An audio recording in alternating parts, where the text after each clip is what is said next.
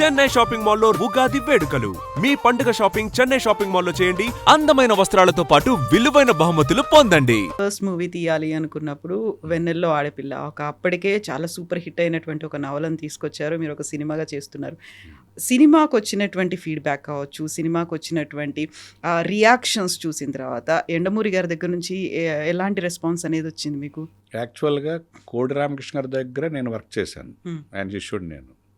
కోటి రామకృష్ణ గారు దాసనారాయణరావు గారు ఎలాంటి జోనర్ సినిమాలు తీశారు, ఎలాంటి డ్రామాస్ తీశారు, అవి తీశారు. సో దాసనారాయణరావు గారిని ఫాలో అయ్యారు ఆయన. అలాగే రాఘవేంద్రరావు గారి సినిమాలు, కోదండరెడ్డి గారి సినిమాలు రాఘవేంద్రరావు గారి స్టైల్లోనే ఉండి కోదండ. సో నేను కోటి రామకృష్ణ వర్క్ చేసిన కాబట్టి మనకు ఒక ఐడెంటిటీ రావాలనే ఒక తాపత్రయం ఉండేది. నేను కోటి రామకృష్ణలో చేస్తే ఆయన దాసనారాయణరావు తీశారు, నేను కోటి రామకృష్ణ తీస్తే ఐడెంటిటీ ఏముంటుంది. సో వెన్నెల ఆడపిల్ల అనేది చాలా పెద్ద టాస్క్. అమ్మాయి కనిపించదు, ఎలా చేయాలి సినిమా అని ఎండమూరి గారు రాసిన నవల్లో అది మాత్రం సినిమాగా రాలే అప్పుడు దాకా. సో నేను ఛాలెంజ్ తీసుకున్నాను, ఇది చెయ్యాలి మనం అని. అది రామారావు గారికి నేను నేరేషన్ ఇచ్చాను. రామారావు గారు నాకు పరిచయం లేదు, శ్రీకాంత్ వచ్చి నాకు చైల్డ్హుడ్ ఫ్రెండ్, క్లాస్మేట్స్ మేము ఇద్దరం. సో వాడేంటంటే నాతోటే ఫస్ట్ సినిమా చేయాలి నువ్వు అని ఉండేది. సో తనే కేఎస్ రామారావు గారికి పరిచయం చేయటం, నేను నేరేట్ చేయటం, సార్ మీకు బాగుంటేనే, మీకు నచ్చితేనే చేయండి, లేకపోతే వేరే వాళ్ళతో చేస్తా అని శ్రీకాంత్ చెప్తే ఆయన నాకు ఎలా చేయొచ్చని వెన్నెల ఆడపిల్ల అని తెలుసుంటే ఎప్పుడో చేసి ఉండేవాడిని అని అంత కితాబు ఇచ్చాడు ఆయన.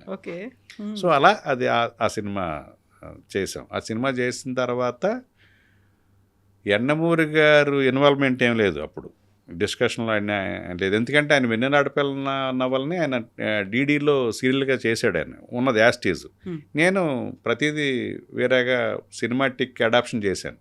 సీన్స్ అన్నీ మారిపోతూ ఉండి, థ్రెడ్ మాత్రం అలాగే ఉండేది, మార్చాను. ఆయన సినిమా చూశాక ఇచ్చిన కితాబ్ ఏంటంటే, నేను నవలు రాయకుండా ఈ సినిమా ముందొచ్చుంటే హీరోయిన్ ఇంట్రడక్షన్ ఇలాగ చేసి ఉండేవాడిని అన్నాడు. అమ్మ హీరోయిన్ ఇంట్రడక్షన్ ఒక ఏంజల్ లాగా రివ్యూలు అవుద్ది.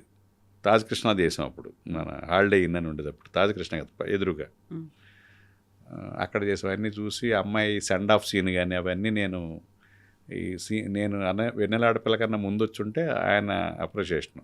కోటి రామకృష్ణ అసిస్టెంట్ ఇలా చేస్తాడని అనుకోలేదు నేను, చాలా పొడ్డెక్కి తీసాడని. ఆ సినిమాయే పవన్ కళ్యాణ్ గారు చూసి అప్పటి నుంచి ఇంప్రెషన్ నా మీద.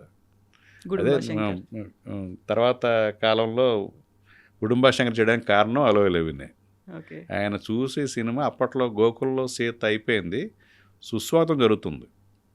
ఓ సెట్లో పరిచయం అయితే, మీరు వెన్నెల ఆడపిల్ల నవలు చేస్తున్నారంట కదా, ఫస్ట్ కైపు వచ్చాక ప్రొజెక్షన్ వేస్తే నన్ను పిలుస్తారని అడిగాడు ఆయన. పిలుస్తారని నాకు గుర్తొచ్చి పిలిచారు. అప్పుడు పిలిస్తే అయిపోయిన తర్వాత హగ్ చేసుకుని,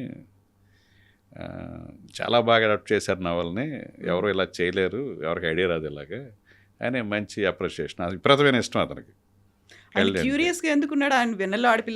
చదివారు ఆ ఎండమూరి నవల్స్ అన్నీ చదివాడు కదా. అప్పుడున్న జనరేషన్ అంతా ఎండమూరి నవల్స్ చదవకుండా ఎవరున్నారు అప్పుడు? ఆయనకి అంత స్టాటస్ ఉండేది ఆయనకి. ఆయన చదివాడు, ఆయనకి ఇంట్రెస్ట్. అది మనం సినిమాగా ఎలా చేస్తాం అనేది ఒక క్యూరియాసిటీ ఉండేది. అందుకే అడిగాడు, చూసి ఎప్పుడైతే నచ్చింది.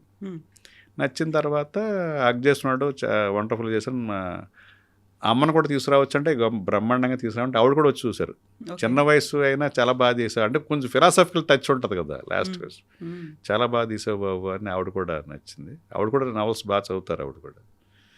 నేను నా మ్యారేజ్ ఫిక్స్ అయిన తర్వాత వెడ్డింగ్ కార్డు తీసుకుని వెళ్ళాను కళ్యాణ్ గారి దగ్గరికి. నిన్నే ఎండమూరి గారును కేఎస్ రామ గారు వచ్చారు, ఏదో కథ చెప్పారు నాకు, వీరశంకర్ గారు డైరెక్షన్ అయితే చేస్తానని చెప్పాను వాళ్ళకి అన్నారు. ఓహో ఈయనకి ఇంట్రెస్ట్ ఉంది నా మీద అనుకున్నాను నేను. వచ్చాక నేను విజయవాడలో ఎవరు లక్ష్మీ ఫిలిమ్స్ బోస్ వాళ్ళకి వెడ్డింగ్ కార్డు ఇచ్చినప్పుడు ఇలాగ ఆయన ఇంట్రెస్ట్ చూపించాడు, సినిమా చెయ్యొచ్చా అంటే బ్రహ్మాండంగా చేయొచ్చండి, గోకుల సీత అంటున్నారు. వాళ్ళు ట్రేడ్ లాంగ్వేజ్ మాట్లాడతారు కదా, గోకుల సీత ఇక్కడ 10 lakhs షేర్ అన్నారు విజయవాడ, అంటే అప్పట్లో పెద్ద షేర్ అనమాట. చేసి బ్రహ్మాండంగా నేను దాని గురించి అని నేను చెయ్యొచ్చా ఎలా ఉంటుందని అడిగాను. నాకు ఈ రెవెన్యూ స్టాటిస్టిక్స్ అవసరం లేదు అన్నాను.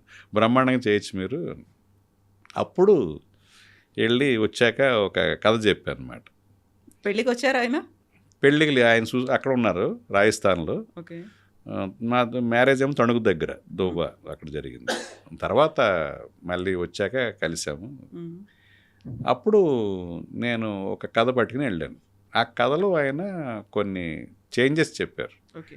ఆ చేంజెస్ చెప్తే కొంచెం కల్చరల్ షాక్ ఉంటుందని, లేదండి ఇలా చేస్తే డిస్టర్బ్ అవుద్దేమో సబ్జెక్టు, ఇంకోటి చేద్దాం అయితే మీకు నాకు నచ్చి చేద్దాం అనేది. మీకు నాకు నచ్చిందే చేద్దాం అనేది గుడుంబ శంకర్ వరకు పట్టింది. సో కల్చరల్ షాక్ ఏంటి? అది అసలు యాక్సెప్ట్ చేయలేదు, ఇంక రాలేదా? అని నేను అనుకున్నా. అంటే అందులో ఒక కాల్గళ్ళతోటి ఒక లవ్ స్టోరీ ఉంటుంది. ఆ కాల్గళ్ళని హైర్ చేసి తీసుకొచ్చేది ఏంటంటే వాళ్ళ మరదల మీద రివెంజ్ కోసం. ఓకే. ఆ మరదలు వద్దు, స్ట్రైట్ అవే తను వద్దని ప్రతి ఉమెన్ ఉంది కదా, అలా కాల్గళ్ళతోటి లవ్ స్టోరీ చేసేద్దాం అండి. సార్ మన తెలుగు ఆడియన్స్కి అది కల్చరల్ షాక్గా ఉంటుంది. ఏదో ఒక రీజన్ ఉండాలి అమ్మాయితోటి అని నేను.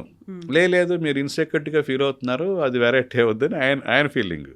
నేను తర్వాత 2 రోజులు ఆగి చెప్తానండి అన్ని, లేదండి డిస్టర్బ్ అవద్దు, కొంచెం కల్చరల్ షాక్గా ఉంటుంది, వేరే చేద్దాం ఇద్దరికి నచ్చిందని. ఇంకా తర్వాత తను కూడా అలా సినిమాలు హిట్ అవుతూ అలాగా మళ్ళీ ఖుషి తర్వాత పిలుపు వచ్చింది నాకు సినిమా. అప్పుడు నేను చెప్పింది నిజాం ఆర్మడ్ స్ట్రగుల్ మీద సాయుధం అని ఆ కథ చెప్పాలని వెళ్ళాను నేను. చెప్పాలని వెళ్తే అమ్మో పీరియడికల్ వద్దు, ఇప్పుడే లగాను గద్దార్ అవి వచ్చినాయి కదా, అవి ఇట్టేని కదా అని మనం చేసినట్టు అనుకుంటారు అన్నాడు. నేను నీరు గారిపోయాను, చెప్దామని వెళ్ళాను నేను యాక్చువల్గా. అప్పుడు ఖుషి అయిపోయింది, మొత్తం ఇండస్ట్రీ అంతా చేంజ్ చేస్తుంది ఆ టైంలో. మనకు పిలుపు వచ్చిందనమాట అక్కడ. సరే అలాగే అండి, నాకు బ్యాక్ గూడ్స్ మీద చేయాలని ఉందంటే అప్పుడు టైగర్ సీతారాముడు అనే ఒక కథ తయారు చేశాం. అది ఓపెనింగ్ కూడా అయింది. అప్పుడు జానీ కొంచెం ఫెయిల్ అయ్యేటప్పటికీ మేము టైగర్ సీతారాముడికి ఉన్న బడ్జెట్కి రీచ్ అవ్వలేము, ఎందుకంటే నాగబాబు గారి సినిమా అది నెక్స్ట్ చేయాల్సింది అంజనా ప్రొడక్షన్స్కి. సో ఆయనకి బెనిఫిట్ అవ్వాలని కదా, హై బడ్జెట్ రిస్క్ అవుద్దని చెప్పి అది పక్కన పెట్టి ఒక ఎంటర్టైనర్ చేద్దాం సరదాగా అని గుడుంబ శంకర్ చేశాం. ఓకే. సో ఇప్పుడు సాయుధం, టైగర్ సీతారాముడు రెండు పవన్ కళ్యాణ్ గారి కోసం మీరు రెడీ చేసి పెట్టుకున్నారు. స్టిల్ ఇప్పటికీ ఉందా మీకు మైండ్ లో అవి ఆ రెండు చేయాలి అనేది? సాయుధంకి దగ్గరగా ఉండేది ఇప్పుడు నేను చేస్తున్నాను. Okay. Then what about tiger సీతారాముడు? అది పూజ అయింది. టైగర్ సీతారాముడు తర్వాత గోపికృష్ణ మూవీస్లో ప్రభాస్ కోసం అని చెప్పాను అప్పుడు అక్కడ ఇంచుమించు. బట్ అప్పుడే బాహుబలి స్టార్ట్ అవుతుంది. సో బాహుబలి అవ్వాలి, ఇవన్నీ బాగానే ఉంది లైను.